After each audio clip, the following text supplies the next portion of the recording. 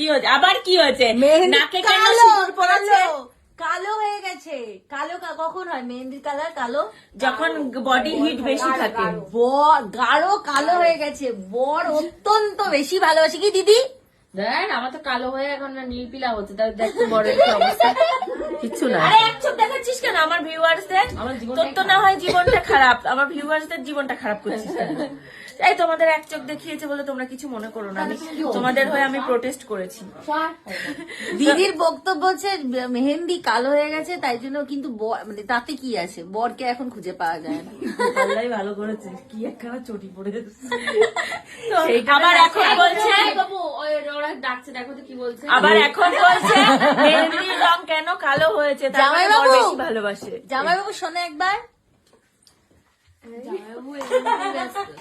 এসছে জামাইবাবু হাসি মুখ। দিদি বলছে দিদির মেহেন্দির রং কালো হয়েছে, তাতেও নাকি বর পাত্তা দেয় না। বর নাকি পাত্তা দিচ্ছে না। বর পাত্তা দেয় না। কালো হয়েছে, ওটা লাল হয়েছে, ভালোবাসার প্রতীক ওটা। হ্যাঁ।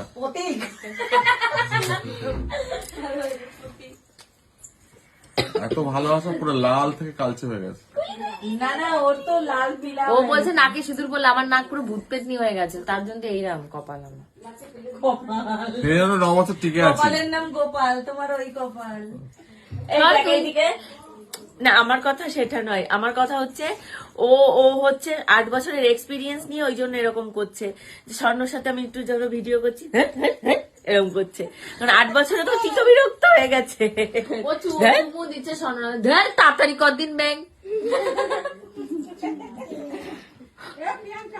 হ্যাঁ বন্ধ কর।